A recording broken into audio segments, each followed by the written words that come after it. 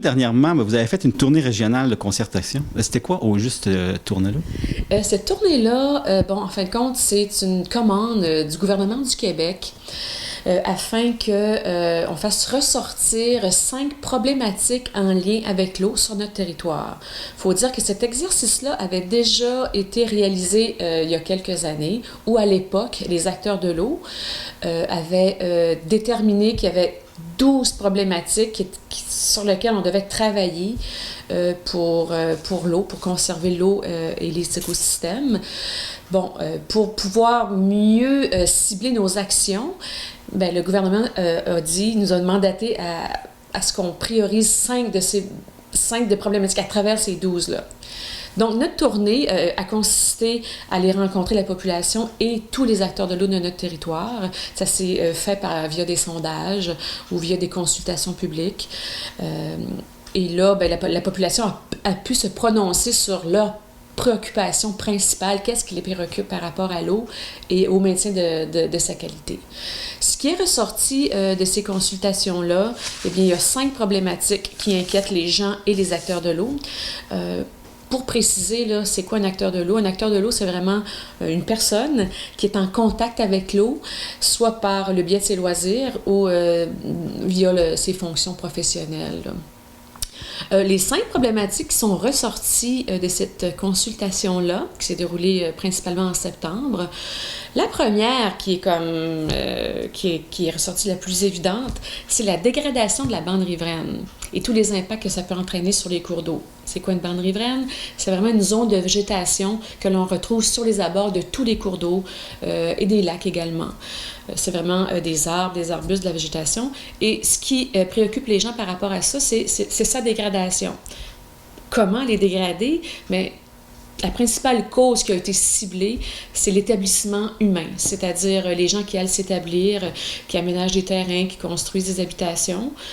Donc ça préoccupe les gens, l'impact que ça peut entraîner sur les cours d'eau, parce que cette bande-là, cette végétation-là a un rôle très important.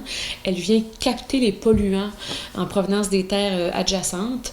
Ça vient aussi éviter, ça vient comme stabiliser la rive aussi de nos cours d'eau, donc ça protège contre l'érosion des rives, ça maintient une eau de qualité, donc un habitat de qualité pour nos salmonidés, pour nos truites et nos saumons.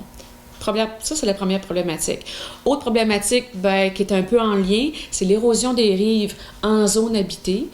L'érosion des rives, ce que ça crée, c'est que ça crée des pertes de terrain. Ça peut affecter la sécurité civile. Donc, on perd du terrain, on se sent menacé.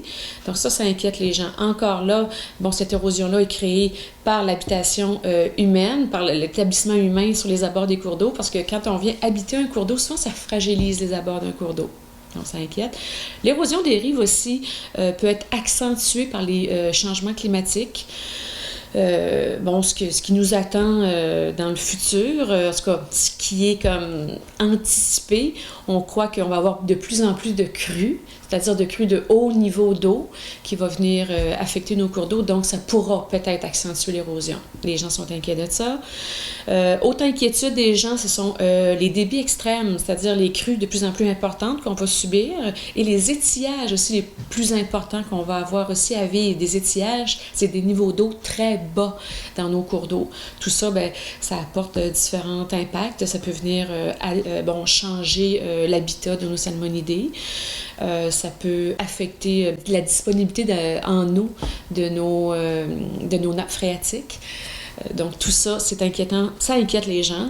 Autre problématique qui a été ciblée, c'est la dégradation et la perte des milieux humides. Les milieux humides, c'est des zones humides où on trouve une grande diversité d'espèces animales, végétales, qui ont des fonctions très importantes, purification d'eau, entre autres. Donc ça inquiète les gens. Puis la principale cause qui inquiète, c'est l'étalement urbain, l'étalement de l'établissement humain sur notre territoire.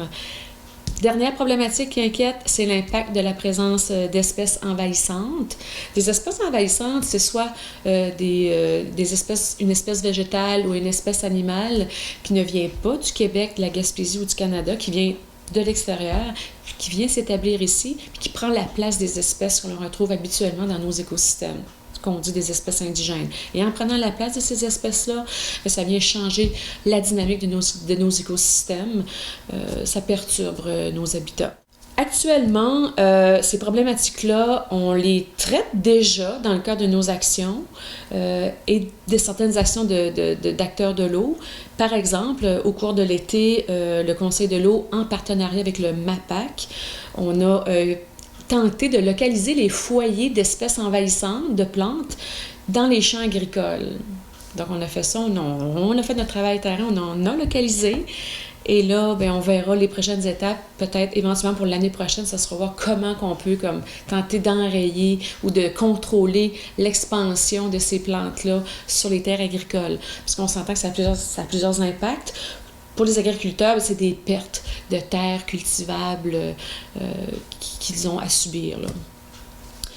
Autre action qu'on mène pour tenter de traiter ces problématiques-là en ce qui concerne la dégradation des bandes riveraines, on a un projet en partenariat actuellement avec la Ville de Bonaventure où on est en train de déployer une grosse campagne de sensibilisation et d'accompagnement des propriétaires riverains le long de la rivière Bonaventure pour les outils pour qu'ils essaient en fait de compte de remettre en état plus naturel leur rive, pour éviter que ça ait plein d'impacts sur la rivière Bonaventure, parce qu'on sait que là, actuellement, la rivière Bonaventure, pour notre territoire d'intervention, c'est la rivière qui est la plus habitée sur notre territoire.